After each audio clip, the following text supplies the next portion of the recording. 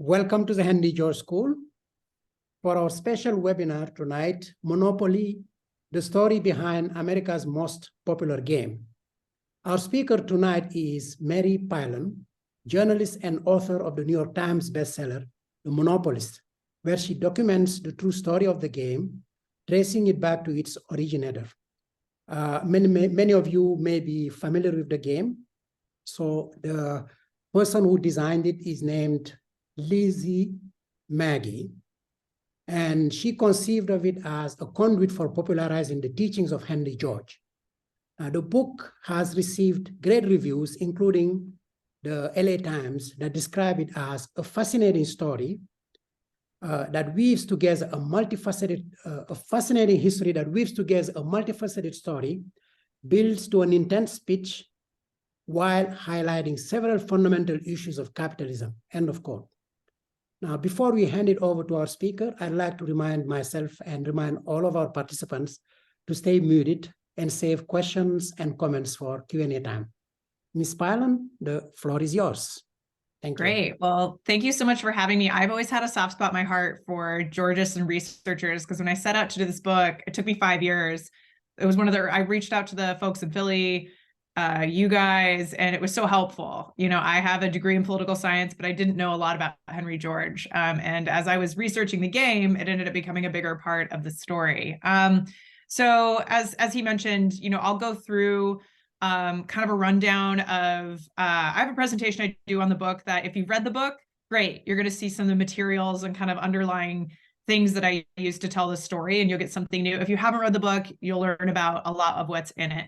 Obviously the book's 300 pages, so I have to summarize a little bit. And I do need a disclaimer that, like, I am not a single tax theory scholar. I can always tell when a Henry George brain is in a Q&A or a reading, because they ask these incredibly technical questions about single tax theory.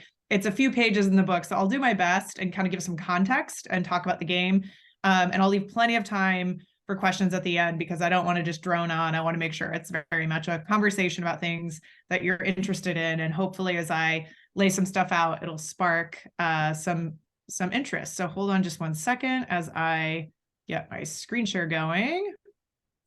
Okay, can everybody see that? Yes. Yes.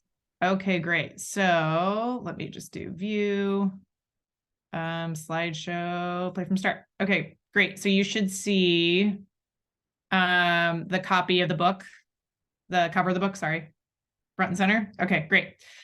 So, you know, I always joke that this book, which ended up being the first of 4, I never thought I was going to be somebody who was going to write books. I was a longtime newspaper rat, loved newspaper work, loved breaking news. I always joke this book was a fact-checking question that really ran amok.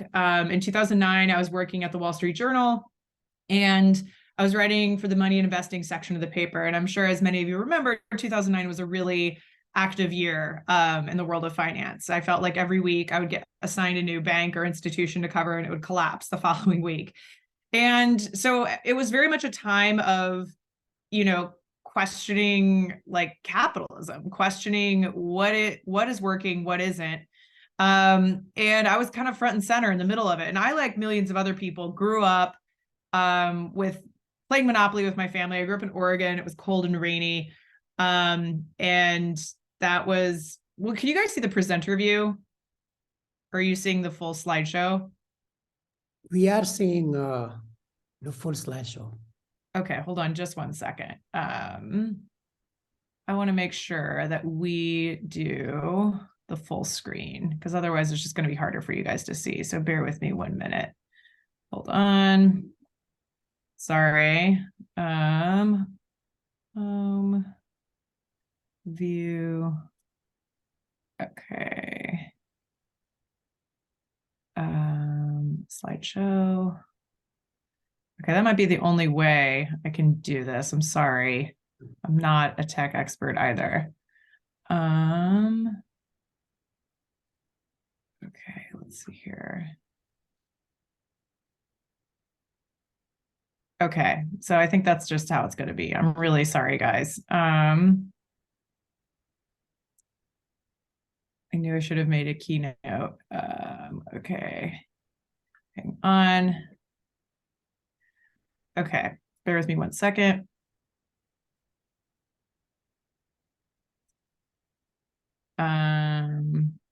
Show media controls, use timings. Okay, let's try that.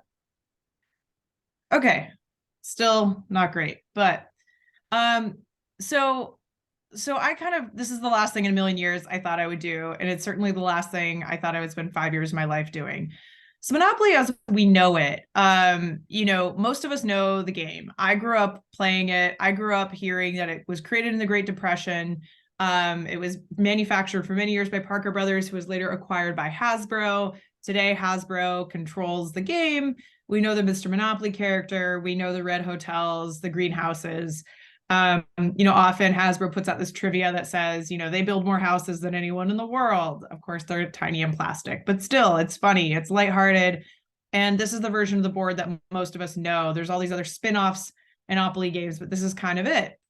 And the story that was told to me and has been told to, you know, countless other people is that it was invented during the Great Depression by this man, Charles B. Darrow.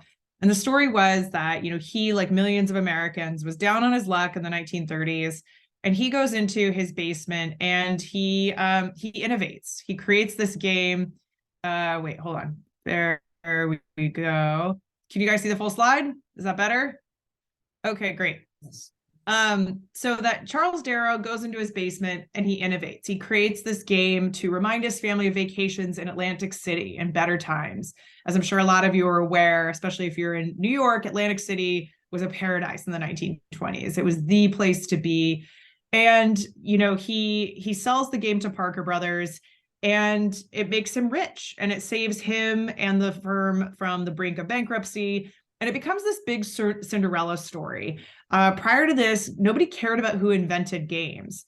And it's not just that it becomes a hit, it becomes a monster hit. And Darrow's story, this kind of rags to riches, Horatio Alger story, becomes a big part of the game's success. So this is the patent from 1935. As you can see, it looks a lot like the game as we know it today. You see the property groupings are Atlantic City. You see a lot of the little tokens and trinkets. We'll get into that in a minute. And when I was reporting on this was one of my first stops. As a journalist, especially if you're doing investigative work, you're always looking for documents. And when I saw this patent, I didn't know anything about Charles Darrow. And I thought, well, wow, this is a really sophisticated patent for a guy who doesn't have game design background, doesn't have an inventing background, who by all accounts, like in the popular lore, was like an unemployed plumber. But I kind of kept going on, and, you know, and it looks, I was just kind of struck by, you know, this was 1935, and there I was in 2009, that the patent looks almost exactly like the game. And a version of this story, this origin story, still lives on Hasbro's website. And there's been a lot of discussion of if, you know, Mr. Darrow himself was the inspiration for the Mr. Monopoly character. A lot of people also think it could have been inspired by J.P. Morgan. It's unclear. The problem with that story is it's not true. And I was just as shocked to discover that the Darrow story, which had been retold by every major media outlet, had been told by historians, had been canonized. You know, the New York Times, when, you know, Darrow dies, talks about him as an inventor, that it's not true. The real inventor, it turns out, is a woman, and her name is Lizzie McGee, or Elizabeth J. McGee. And I had never heard of her. I didn't know anything about her. And I set out to find out who was she and what was her story. So Lizzie McGee was an inventor, and she was a pretty interesting woman. This is a patent you see for a typewriting gadget that she worked as a stenographer. Stenography was a really important job for women at the turn of the century. It was one of the few areas in which women were allowed into workplaces.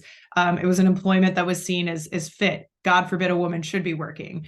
And you'll see that she also was a really outspoken suffragette. She was an advocate for women having the right to vote well before they gained it. And she did this pretty audacious thing where she staged a stunt auctioning herself off as a slave, as a commentary about the value of women at the time. And that, you know, she was kind of protesting this idea that women only have value as property of men. And when I started looking at the news clips of this made national news. This was a huge deal. She was very I don't even know how to describe fame in an era before, TV, obviously the internet, and really widespread radio. But she got pretty close to hitting it. This was a really gutsy thing for her to have done.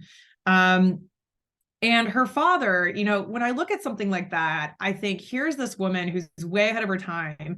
She got a patent in 1893. You'll notice that she uses her initials on this patent, not her full name. And I found this interview with the head of the U.S. Patent Office around the early 1900s, where he says, well, women just don't even bother putting your name because we won't approve it. So fewer than 1% of patents were granted to women. And if they were, I think there's a lot of people who did what Lizzie did with initials. They were kind of working around the fringes of the system to get their ideas, put to paper and seen. So to understand Lizzie, you have to understand her father. His name is James McGee. This is a picture of him. I apologize, the quality isn't great. James McGee was a very influential political thinker. He owned a lot of newspapers in Illinois. He had traveled with Abraham Lincoln during the Lincoln-Douglas debates and was around for the early days of the Republican Party. Lizzie McGee herself was born in Illinois, and I think he really infused a lot of his values into his daughter. She grew up in a house where politics was talked about a lot, where he was running a newspaper, so she was reading a lot. She also wrote a lot herself. She wrote short stories, she wrote poetry, and she also really talks about politics a lot. This is somebody who, this isn't just a sideshow in her life. This is literally in her DNA and a big part of the environment and the community in which she grows up in. So one of the people that her father introduces her to is Henry George. Like I said, prior to working on this book, I didn't know a lot about Henry George. And obviously a lot of you will outschool me on this, but I was really taken with how big of a deal Henry George was in his time. I would find, and I'm sure you guys have seen some of these newspaper clippings of people just packing to hear him speak, that Progress and Poverty was this massive, massive bestseller, and that he was this captivating speaker. And his ideas, when you look at some of his speeches or essays, or even just like different things in newspapers that people were talking about around Georgism, I feel like they could have been ripped out of today's newspapers in terms of the ideas about money. Who do we tax? How much do we tax them? Land, who owns it? Who should own it? And Lizzie McGee belonged to single tax clubs. And again, I'm sure a lot of you know this, but single tax clubs really fascinated me because I felt like here's this woman who, women have very few rights at this point. Any little inch she can get in, she gets in there. The only thing you're allowed to do is be a stenographer. She does it. She writes, and she writes for kind of these women's magazines, but then she sneaks in, her byline into more mainstream magazines. And so single tax clubs, from the research I did, were really incredible kind of cradles of conversation for politically minded people at the time. So it doesn't surprise me that someone like Lizzie, who was, very much ahead of the curve on women's rights and advocacy, really felt at home in a lot of these communities in the Northeast. And she traveled a fair amount. She, like I said, was born in Illinois. She had spent some time in Chicago, and she went to Washington, D.C., and you can see the trail of everywhere she goes. She's in a single tax club. She's giving speeches at single tax clubs. She's really taken with Henry George, including after he dies. He dies, and often, as everybody here knows, when the founder of a movement dies, there's a lot of concern about whether their ideas will live on. But Lizzie very much carried that torch well into the early 1900s.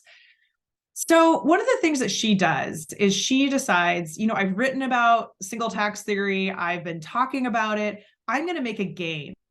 And right now, today, especially in the world of education, there's a lot of conversation about the idea of games as teaching tools and kind of games for good. Lizzie McGee is 120 years ahead of the ball on that. And she understands that games are really powerful teaching tools, because what better way to show people your ideas than have them actually simulate them, have them actually act out what the principles are. And she makes this game, and she calls it the landlord's game. And she gets a patent for this in 1904. And you'll see, we'll go into the board in a bit more detail, but this game, I think, is really, from a game design standpoint, pretty innovative. It has a circular board. She creates two rule sets, a monopolist rule set, where you're trying to gain control of the board, and an anti-monopolist rule set where you're busting things apart and land is more divided. And it's that monopolist rule set that really takes off. But there is no doubt that there's a lot of Henry George here in this original board from 1904. And you can see, you know, this is from the patent. She talks about the owner, Lord Bluebud, you know, and that's where the jail spot is. Then later on, we know this now is go to jail. She has the poorhouse in Public Park. Obviously, a lot of, you know, what Henry George was interested in was land use, right? And so that also becomes free parking, but we don't exactly have cars in 1904, right? So I thought it was really interesting to look at these boards and see how they evolved and how that kind of core idea she had in there kind of stays, but then also sometimes gets modified a little bit. So this game spreads like wildfire throughout the Northeast and throughout even the Midwest. And it's played by a lot of people, not just in single tax communities, but people who are kind of related to and adjacent to single tax and a lot of the big political thinkers of the time. So one of the players who plays, and we're talking about 1904, you know, through the 1920s, is Rex Tugwell. Rex Tugwell ends up becoming a very influential member of Franklin Roosevelt's kitchen cabinet. Scott Nearing, who was a professor at Wharton, and he was an open socialist, and he was kind of seen as one of the founders of the Green Movement, and he was involved in a big academic freedom case. He plays the game, and you know, he uses it with his students to talk about, you know, political and economic theory a lot. Ernest Angel, the gentleman in the center there, who's one of the founders of the American Civil Liberties Union, he plays the game as well. I had the pleasure of interviewing his son, Roger Angel, who talked about, oh, I remember, you know, my dad playing that game, you know, late at night, and he was playing it in New York. And it was played at a lot of colleges and universities, not just among faculty, but also among students and kind of back and forth. And one of the places that becomes a big hub for the landlord's game is Arden, Delaware, another place I went to for research. So, you know, there were these single tax colonies, Arden being one of them. And Arden at this time was really, there were people who lived there year round, but there were also people who came in the summer. Upton Sinclair played a version of the landlord's game, and he had learned it in Arden, Delaware, and he had corresponded with Lizzie McGee. So you really start to see this game getting passed around and beloved by people who are playing it, who are smart, who are thinking about things. So it's this really great blend of like knowledge and information, but also just having some fun. So in 1924, Lizzie McGee renews her patent, which is pretty concurrent with the patent law at the time. I think this is notable because it's not just, hey, I've created this folk game and it's out there. She's really trying to maintain her claim to this game, as well she should be. She invented it. She makes a few little tweaks on the board. She had moved to Chicago, so you'll see in the bottom left-hand corner there, the loop. When people are playing it, they're localizing these boards. So if you're playing it in Chicago, you're adding Chicago spaces like she does here. If you're playing it in New York City, you're going to have Broadway. And we're not totally sure how aware Lizzie was of just how widely her game was being played. Because like I said, it wasn't like people bought a commercially bought set at that time. You would learn it from a friend, and then you would go home and make your own board with whatever was around.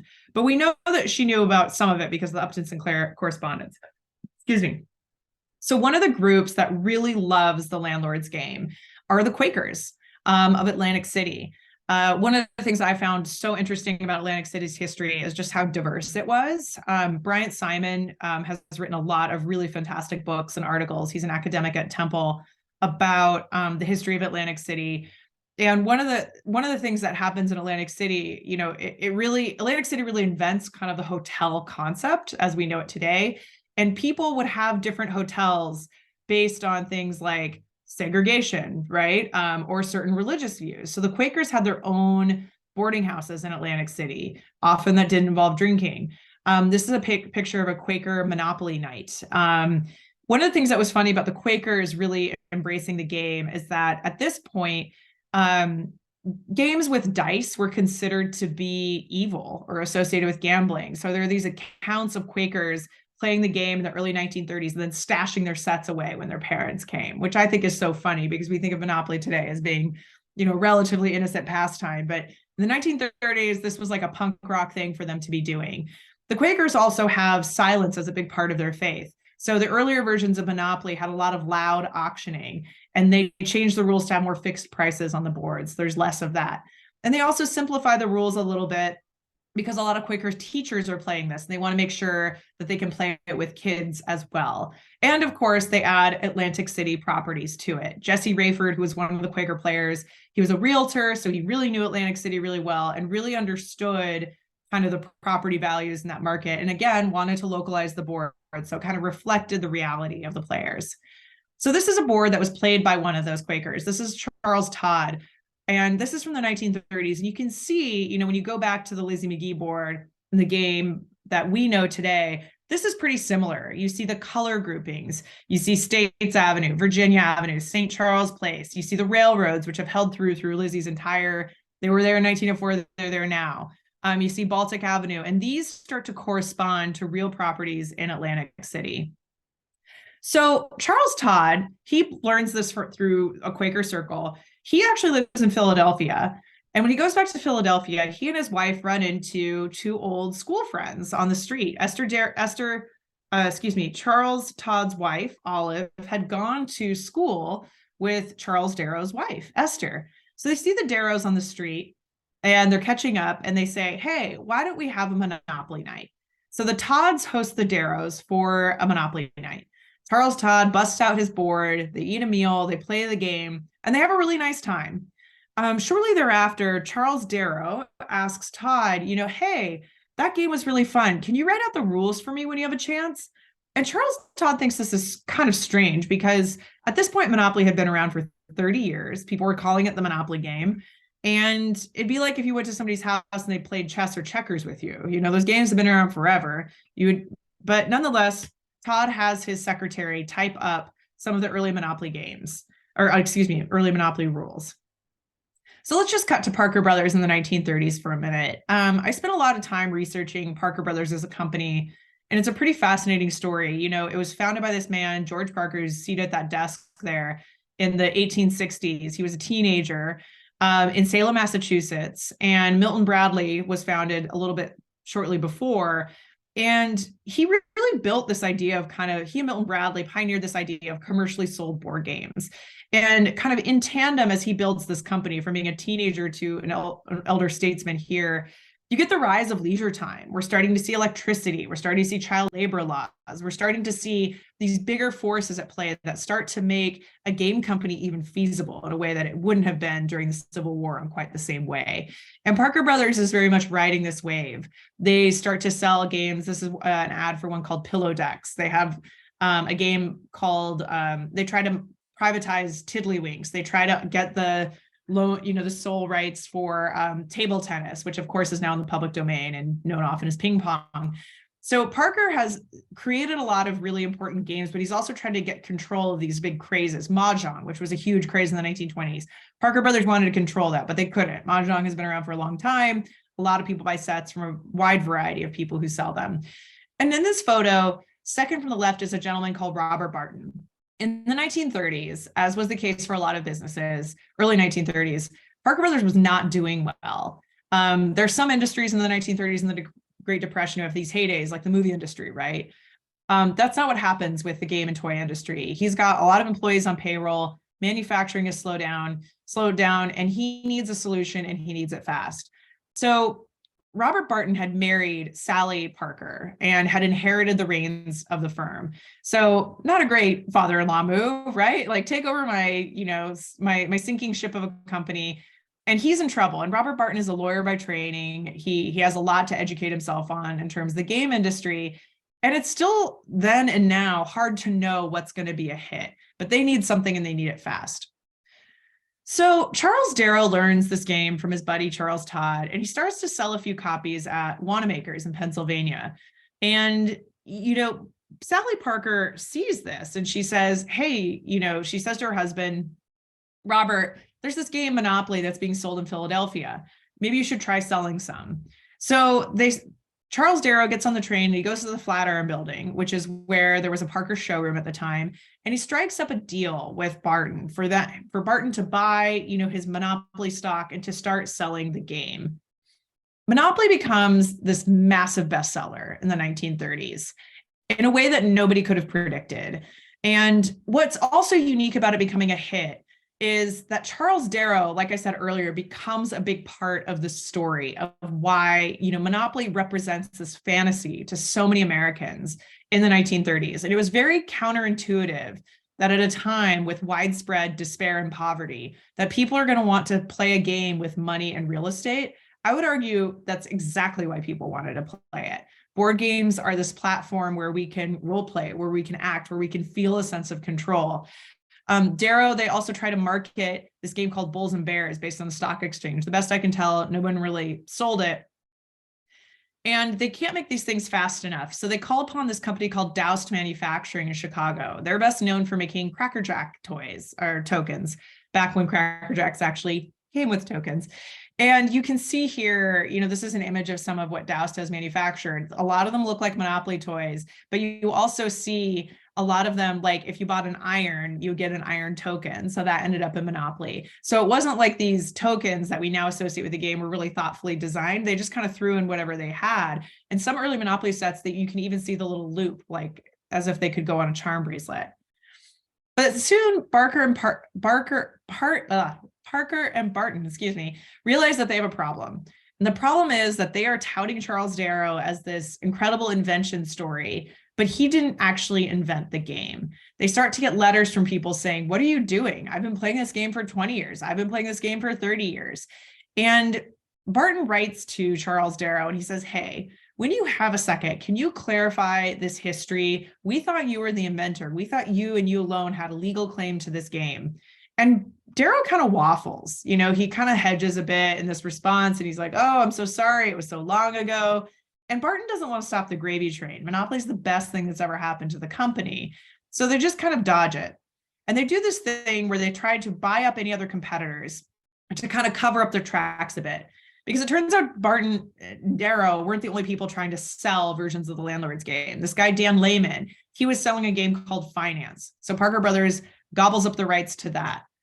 And there's another game that Rudy Copeland was a gentleman in Texas. He was making a game called Inflation. So Parker Brothers just tries to squash, grab up all these other games, quiet them, and market all of them under the brand of Monopoly. And nonetheless, even though people are writing in the Darrow story, and I can tell you this as somebody who's worked in the news industry, it's really hard to correct an error once it's really gotten momentum. And everyone knows him as the game's originator. And that's kind of the way things were for a really long time. And but for a really long time, I mean, probably about 4 decades at least, maybe even longer. So one of the people that catches wind of Monopoly and it being sold is Lizzie McGee. So Lizzie McGee in 1936 is not having it. She's an older lady at this point. She is working as a receptionist in Washington, D.C. And she calls up 2 reporters, one for the Washington Evening Star and one for the Washington Post. And here she is holding up her boards and she's got her patents, she's got her boards, and she says, hey, I invented this game and this isn't about celebrating capitalism at all. And if anything, and you can see I zoom in here, she thinks she received $500 for inventing this game. Darrow, as part of his deal with Parker Brothers, got a lump sum of, I believe it was about $7,000. The exact number is in my book, and residuals. So he's becoming rich off this thing. And she's like, I was there 30 years before, and I've barely made anything. And not only that, the company manufacturing this game won't even acknowledge that I'm the inventor, that this is my brainchild, is her word. So Lizzie McGee and Darrow die. And you can see there's a big difference between the obituaries. Darrow dies in the 60s and he gets the full court New York Times press, inventor of the game Monopoly.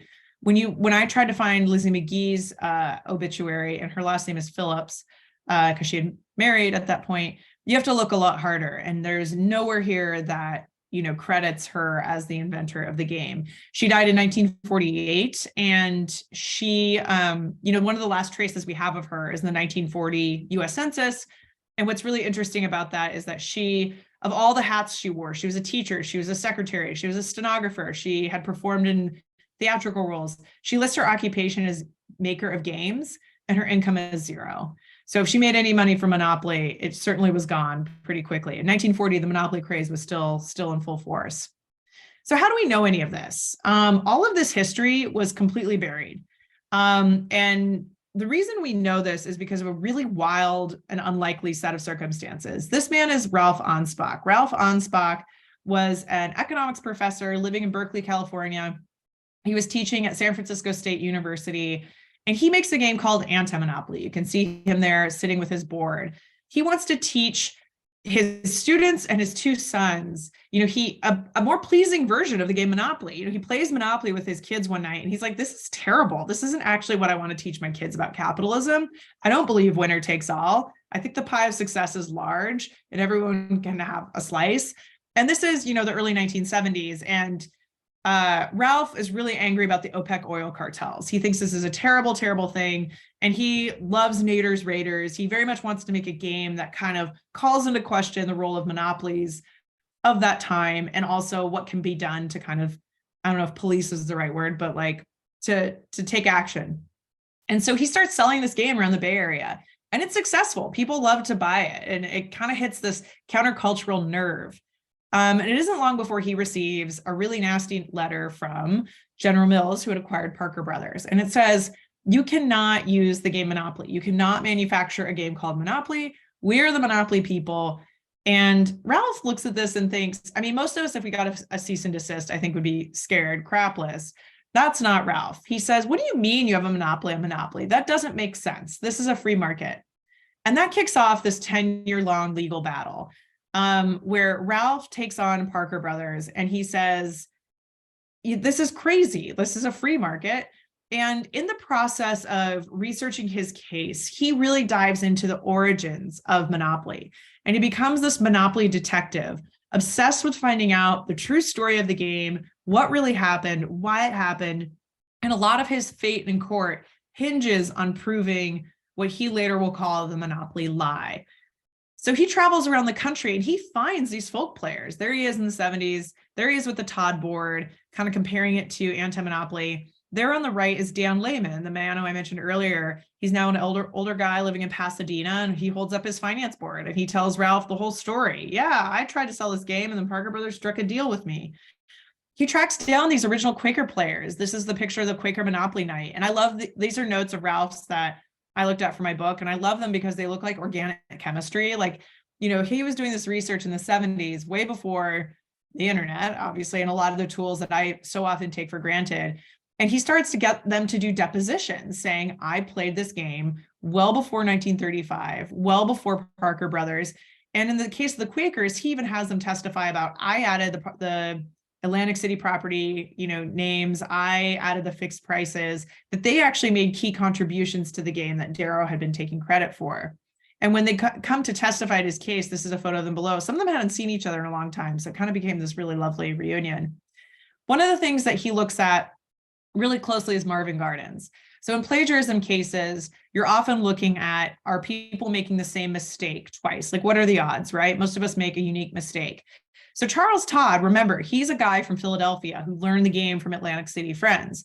So on the Charles Todd board, he spells Marvin, or in the original Quaker board, Marvin Gardens, if you go to Atlantic City, is V-E-N, Margate and Ventnor, right? Charles Todd is not from there. So when he copies over the board, he makes an error and he spells it Marvin V-I-N because he's not from Atlantic City. And Darrow copies that error from the Todd board because he also isn't from Atlantic City.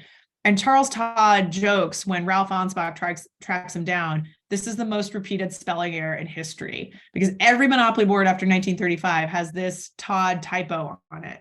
And the fact that Darrow had just copied it from Todd was brought into the trial. One of the other things that was a big deal to Ralph was looking at color groupings. These are some of the wooden folk boards.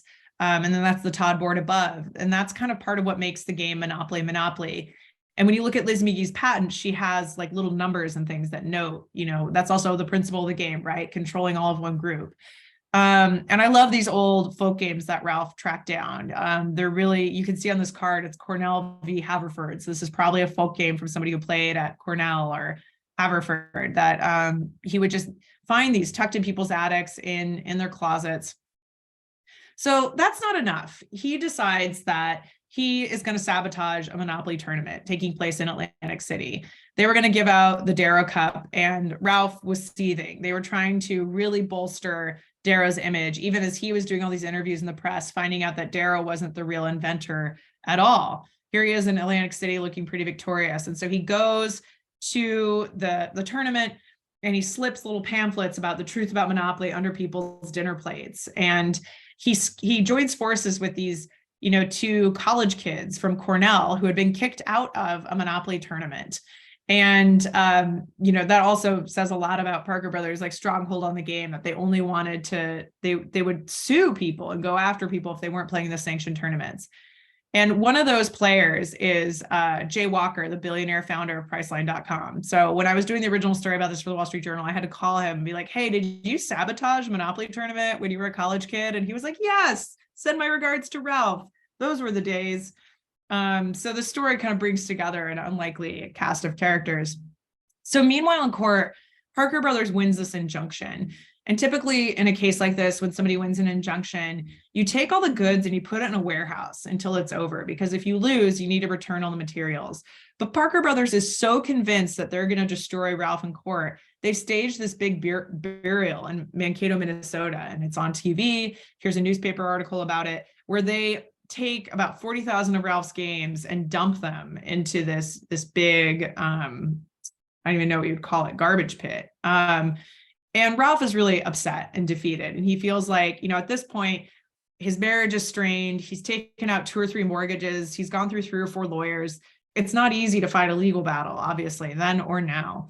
And he thinks, kind of all is lost. This is, as you can see there, July 6th, 1977. So the other thing that happens is that I'll spare you all the details, and all of this is in the book, but his case goes to the Ninth Circuit in California, and Parker Brothers decides to appeal it to the Supreme Court. So at this point, Ralph has an attorney who's agreed to take the case on contingency, which is a huge deal. And they're working, just the two of them, out of, Carl Pearson is his attorney's name, out of his little ramshackle office in Lower Manhattan. And Ralph goes and delivers the brief to the Supreme Court himself. And on the Parker Brothers side, just about every big company in the world files an amicus brief that if they let the trademark of Monopoly go, capitalism as we know it is going to fall apart. But Ralph wins. The Supreme Court refuses to hear the case, so his victory is upheld in court. And in 1983, after a decade of fighting, it's over. And he wins his right to make his anti-monopoly game. And even more important to him, he wins the right to talk about this freely. He did not want to sign a non-disclosure agreement. It's interesting, in the last few years, those have come under a lot of criticism, but he wants the right to tell the truth about Monopoly. That's just as important to him. But victory is not enough. He wants to go get his games. This is a picture of Ralph with Russ Foster. He goes back to Minnesota and they look around, they try to find the games with no luck. And then finally, they retreat and they're having a beer and someone says, you're going in the wrong place. You guys weren't looking, you weren't digging where you needed to be. And Ralph was like, well, where should I go? And they said, oh, it's too bad. They just built condos on top of where the games were dumped. So when people ask me, why have I spent time writing this really insane book? I'm always like, well, someday someone's going to find them, might be centuries from now. And we need a document that explains why there are 40,000 board games buried in the middle of nowhere, Minnesota. So the book came out in 2015 and, you can buy it anywhere, obviously. And it was a Jeopardy question. It had this really great response. And I was really pleased with that because for 5 years, I just felt like I was this nut job writing a book about a board game. And people would say, oh, right, the game that was invented during the Great Depression by a man. And I'd be like, no, that's not right. And this is a list of all the news outlets and institutions that have corrected the record to acknowledge Lizzie McGee, acknowledge 30 years of folk players, and get the story right. And I think that's really important because, if you can't get the story of Monopoly right, what hope is there for anything else, right? Like accuracy matters. These stories matter. I think that the world is full of Lizzie McGee's. It's full of these people who chip away at the world, make it what it is, and we're better for it. And so I'm really pleased that now the real story is getting out there and the tide seems to be shifting. One little afterthought, before we dive into questions. So in September 2019, I was sitting in my apartment in New York and I get news that, there's a Ms. Monopoly game that's coming out. And at this point, the game, my book had been out for 4 years. Hasbro didn't participate in it at all. And they still hadn't acknowledged that Lizzie McGee was the inventor of the game. Why? You'd have to ask them. I don't know, because I think it's such a great story. So this Ms. Monopoly game, I'm like, wow, maybe this is it. This is the moment when Hasbro is going to really own that this game was invented by this really fascinating woman. Unfortunately, that's not the case. I looked at the board and you'll see chocolate chip cookies, dishwasher, hairbrush, edgeless beauty sponge, ice cream maker, modern shapewear. Like it just felt like kind of like some sort of like feminist nightmare. And it really kind of capitalized off of like women in STEM without honoring them on the board or the one who invented it. And so I wrote a piece for the New Yorker about this. And I, mentioned, they still won't acknowledge her after all of this, which I was thrilled the New Yorker let me write about this because I just felt like this is a PR bonanza and it's not, people aren't getting the true story. So what was interesting about that is that back in 2015, when my book came out, I had to really these are all places I personally spoke at, talked to, emailed with, did an excerpt of the book, some form of that. But by the time my New Yorker piece went up and I wrote it really quickly, the internet ripped Hasbro pretty publicly because the book was out there, all these articles were out there, and called out the hypocrisy of them trying to kind of market feminism while not acknowledging that, a woman was at the center of the story. And I thought that was kind of interesting when you think about the beginnings of the game and that it was this Georgia's teaching tool and very much rooted in political activism, that now all this time later, it's having this completely, that there's also this other grassroots movement kind of supporting the, the true history of it. And one of the things that, and this is kind of where I landed my New Yorker piece, and I kind of want to leave you with this thought, that is, if Hasbro is serious about women's empowerment, perhaps the company could start by admitting that a woman invented Monopoly in the first place. I think often we get these histories, we get these stories, we live in this world and we think things just come out of thin air. But I think that there's a lot of people who contribute to the world and make it what it is, and for a whole host of reasons get written out of the history. Henry George, depending on your perspective, might be one of those people, right? And I think some academics are really good at this, understanding the lineage of ideas, but I think all of us could do a lot better to kind of re-examine the evidence, look at primary sources. And who knew? I mean, like I said, I was just trying to fact check an article in 2009. And all these years later, I'm kind of blown away by how complicated something seemingly as simple as Monopoly is, that things aren't always what we think they are. So thank you for listening. I will stop the share and I'm happy to take any and all questions that you have. Thank you very much. This was a fascinating presentation. Before we open for Q&A, I'd like to request all participants to consider donating to the school so we could keep giving this sort of content. We are open. You may want to ask your questions. You could use the reaction button on the menu bar. Let's see. I see something in the chat. Oh, thank you. You're welcome. Okay, well, I don't see anybody yet, but I do have a question. Oh, I see a hand. Oh, Jeffrey? okay. Jeff, all right, Jeff, go ahead. Yes, hi, thanks for the presentation. I wanted to ask you, one of the things I think was when the Landlord's game was originally invented, right? You mentioned there was this different set of rules. It wasn't all about winner take all. And at what point in time did those rules change? So it sort of became this about fair distribution of wealth to winner take all. At what point did Lizzie McGee's game become this rapacious game of capitalism, which didn't seem to be the point that she was wanting to make in the first place?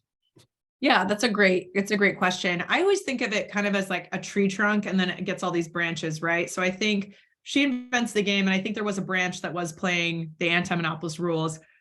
Excuse me, but I think by and large, most of the folk players were playing the monopolist rule set. And I think that happened pretty quickly after she invented it. One of the time periods where there's a fair amount of documentation is Arden in 1910. And I know that they were playing with the monopolist rule set. And I've always thought just like psychologically, that was fascinating, that when given an option between being nice and collaborating each other, people, including Georges, including people who were very much interested in equality, chose the kind of the more vicious one. Interestingly, there's a collector in Portland, Oregon, Tom Forsyth, who is so helpful in my research. And he has a site that really drills down on the Landlord's Game boards and some of those early boards where you can really go almost by year and see where those little changes came. So I would definitely recommend you check that out. But short answer is pretty early on, things split off. And when I, like a few years ago, NYU's Game Center, they have a great game design program. They did a thing where students made a recreation of the Landlord's Game and played by the anti-monopoly rules. And it was crazy how hard it was, because we're so hardwired with Monopoly. We're so hardwired to play in a certain way. So it's fun, you know, you can make your own Landlord's Game at home, and it'd be fun to try it, because you'll see that once you start playing the Monopolist rule way, you're like, oh man, it's really hard to like undo the way we've learned to play it. So that's a great question. Katie, Thank you. I see a hand up. KB iPhone. Yes, hi, it's Catherine here. I'm actually from Australia, and thank you for this presentation. It's been excellent. I do have a question. In your research, you mentioned a number of other games that had been made and were used as evidence in the case, and a couple of them I noted down. But during that research, you came across another game called The Bulls and Bears. Was that made by an independent or the company, or did you have any further insight on what that was about? Yes. My understanding is that when the Darrow version of Monopoly was really selling like crazy, that Parker Brothers really wanted to capitalize this and sell another finance themed game with Darrow's face front and center. So that's when Bulls and Bears came out, that was after, and that the game actually doesn't look like Monopoly. It's a very different game.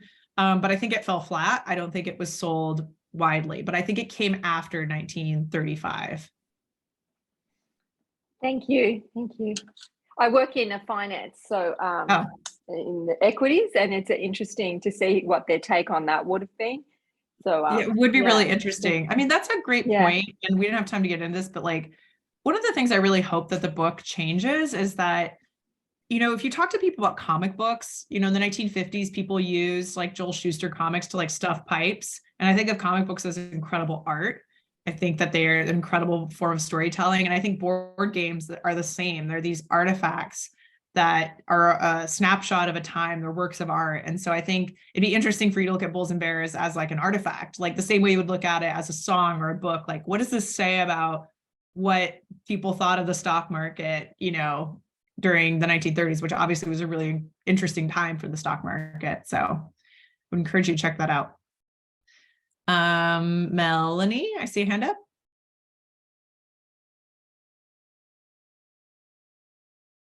Melanie? You need to unmute. Sorry, give me a second to get that unmuted. I put it in the chat. I was just wondering if anybody had produced or updated, created in current times, a version of the Landlord Game. That's a great question. So Tom Forsyth, the guy I mentioned earlier, he is now selling versions of the Landlord's Game. What? Yeah, so you can buy them from him. You can still buy Anti-Monopoly. Ralph passed away, sadly, a few months ago, but his sons have control of the company. So you can still buy Anti-Monopoly, and you can still buy a copy of the Landlord's Game. Tom is manufacturing them, and they're beautiful. They look really cool. They're really great. Can you put that in the chat where that can be? Yeah, bought? I'll put his website, which, like I said, is also just like full of awesome information. That'd be amazing. Yes. Let's see here. Yeah, and it looks like he even has a waiting list for the next edition, but he's pretty responsive. So I'll just put this in the chat. There you go. Awesome. Welcome to the rabbit hole of board game history online. Excellent. Alana. Hi, thanks, Mary. That was really great. Wonderful. Do you know of anyone, or is anyone here together right now played it with the land value tax, George's rules? And if so, what's that experience like? What is it? You said it's difficult to do it with that rule because it's so different. I'd be interested in hearing the result of that, or like psychological, emotional aspect of playing it as an wealth equality game instead of inequality game.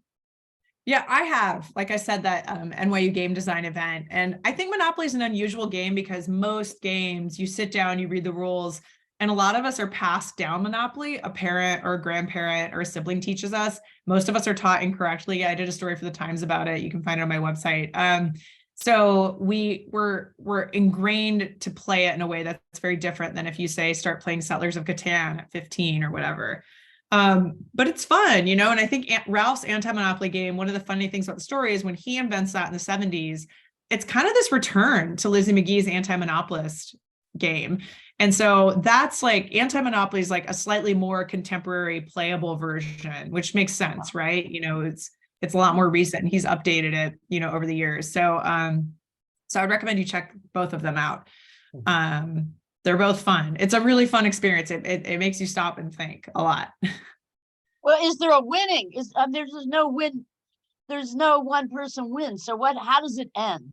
So When you in play it like that. anti-monopoly, you kind of, and it's been a few years since I've played, but you're kind of role playing as an attorney, like a FTC attorney, and you're laying down indictments. So your victory is in breaking things apart. Which I think for us today in 2023 is a bit more attainable of a way of thinking about it. You know, because we know about, you know, anti-monopolies and trust busting, but the villains have changed more, right? Like now it's much more about tech, and we think of the Microsoft case, you know, whereas in Lizzie's time, it was the oil barons and stuff too. So anti-monopoly might be a good thing to do first. Yeah. But obviously if you know the history, you can kind of root in further into the landlord. But Mary, doesn't the Lizzie McGee's version isn't that, does anyone know, isn't that redistributing the rent back to the players or to the public purse? Yes. How does Lizzie? Yeah. And again, it's been years since I've played the landlord's game, Yeah. but yes, you're on the right track. And kind of like, it was also really interesting to go to Arden because, you know, in Arden, you don't actually own the house and the property the way one would in most other parts of the country. It's the improvements upon the land. Where I'm getting fuzzy is where the houses and hotels in Lizzie McGee, that's part of why houses and hotels were built on the land, is that you owned the improvement on the property versus just owning the underlying asset. And remember, she also has multiple versions of her game, right? She has the 1904 version and the 1924. So I'm also hedging a bit because I think she tweaked that a little bit between them. Okay. Thanks, Mary. Do you think you yourself understand what land value tax is all about, or are you still kind of new to it? In 2015, I could have told you inside and out, but a pandemic and 3 books and 2 documentaries later, I'm not, I would give myself a B-. You know, I really felt like when I wrote the book, it was really important for me to immerse myself in that. But you know, what's bizarre about books is, you know, you can only keep so much, or at least my head, it's like, I can only keep so much information in now. And I actually just released a book a couple weeks ago and it's like running. And so if you want to ask me anything about running, like I am on it the way I was about that question in 2015. So I do. Okay. I'm gonna put in the chat some very current mainstream media positive articles on land value tax for everybody. You know, and it's fascinating because, and Henry George has come up, I'm in California now, and has come up in some of the state bills and stuff. So I definitely keep an eye on it. But I always warn people, especially like a crowd like this, where some of you might have PhDs in this. I'm like, hey, like, I want to make sure I understood what I needed to tell the Monopoly story, but it is by no means my area of expertise. No, Mary, you did a great job. Tremendous. My brain Thank you so much. So my past knowledge of it is in those pages. Okay. Yes. Thank you, Mary. Thank you. Mike. Yeah, hi. Thanks for the presentation. Several years ago, 3 of us used a regular Monopoly board, and we just made one change in the rules. It's just the most important change. So when somebody landed on another person's property, they would pay the building rent to the owner of the property, but they would pay the land rent to the group. Oh, that's so interesting. One of Lizzie McGee's early games is when you landed on Go, you got a certain amount. Like at first might have been 100, but as the community, what do you call it? The community land rent accumulated, then it would increase. So then later when you pass go, you'd get a higher amount each time. But what we did is we simply, at the moment, you'd redistribute it to the 3 players. So what we found is by separating the building rent from the land rent is nobody went bankrupt. And as predicted, there was no extremes of wealth and poverty. And you could continue it. You could still compete for who gets the most income from buildings. So you could still have a winner if you want, but it's not going to be an extreme like the original game. And all it took was ahead of time, I took a few minutes and I just arbitrarily separated the land rent from the building rent. I just made, I say, well, let's say that, most of the properties, the land rent is maybe 1/3 of the total property value. But it was easy to do. Anybody could do this. You just take a few minutes and calculate, just separate building rent from land rent, and you can use a regular Monopoly board. I love that. And what's also great about that is in a funny way, you're bringing it back to its folk origins, right? Like early Monopoly was all about kind of customizing it, making it your own, tweaking it. So that's a fun way to come full circle. I love that. I think that's great. I love hearing about people's variations of Monopoly and different ways of playing it.